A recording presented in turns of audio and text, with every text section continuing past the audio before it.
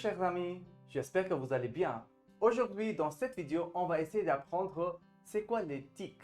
Les tics, on va apprendre ça avec notre ami Phébé. Bonjour Phébé, Bonjour Jay. comment ça va? Ça va très bien, merci. Super. Alors aujourd'hui, on va apprendre ce que c'est les tics. C'est quoi les tics?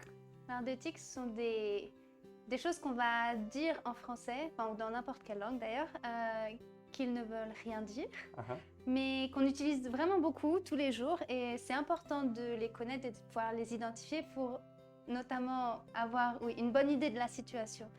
Par exemple, l'expression « bah » qui est écrite sur le tableau, selon la manière de laquelle ce sera prononcé, en fait, la situation ne sera pas la même. Par exemple, si on fait « bah oui », ou bien si on fait « bah oui », voilà. Et donc ça ne veut change. pas dire la même chose. D'accord, très bien. Et donc aujourd'hui, on va essayer de comprendre comment les comprendre et comment les utiliser. Voilà. Et donc pour démarrer, on a... Alors, tu vois, par exemple, c'est pas si simple, tu vois. Et c'est une expression ou un feeling word qui permet de vérifier si l'autre comprend ou est d'accord. Voilà, tu vois. Ensuite, nous avons... Genre, c'était genre trop bien. Ça, c'est vraiment un mot qu'on utilise beaucoup, surtout les jeunes. Et ça ajoute de la nuance ou ça montre de l'hésitation. Voilà. Ensuite, nous avons le mot... Bah, par exemple, bah, je sais pas.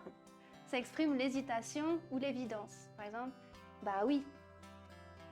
Tout à fait, bah oui. Ensuite, on a l'expression ben. Par exemple, bah oui, c'est clair. C'est semblable à bah, mais c'est souvent plus doux. Voilà. Ensuite, nous avons... Quoi? Par exemple, c'était super quoi. Ça met l'accent ou ça donne un ton détendu à la fin de la phrase. Exactement. Ensuite, nous avons le mot... En fait, je pensais pas venir. Ça clarifie ou ça corrige ce qu'on dit. Tout à fait. Et puis, nous avons le mot... Du coup, c'est quelque chose qu'on utilise aussi beaucoup. Oui. En français, on répète beaucoup ce mot-là. Par exemple, il a plu, du coup on est resté. Et ça montre la conséquence ou un changement dans l'histoire. Voilà, du coup. Ensuite, nous avons le mot... Bref, c'était nul. Ça résume ou va à l'essentiel. Voilà, bref. Ensuite, nous avons le mot... T'inquiète. Ça aussi, c'est un mot qu'on utilise beaucoup.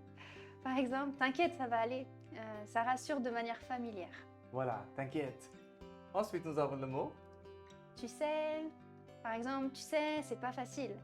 C'est pour vérifier la compréhension ou créer un lien. Voilà, tu sais, c'est pas facile. Ensuite... Franchement, par exemple, franchement, c'était pas terrible. Ça ajoute de l'emphase ou ça donne son avis.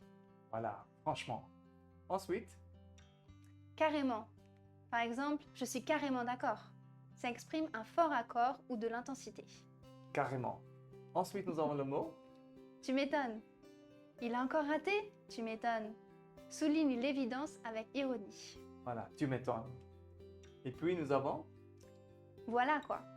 Par exemple, j'étais un peu fatiguée, voilà quoi. Ça adoucit ou termine une phrase. Voilà quoi. Et puis... C'est chaud. Par exemple, l'examen était chaud. Ça montre la difficulté ou l'intensité. Voilà, l'examen était chaud.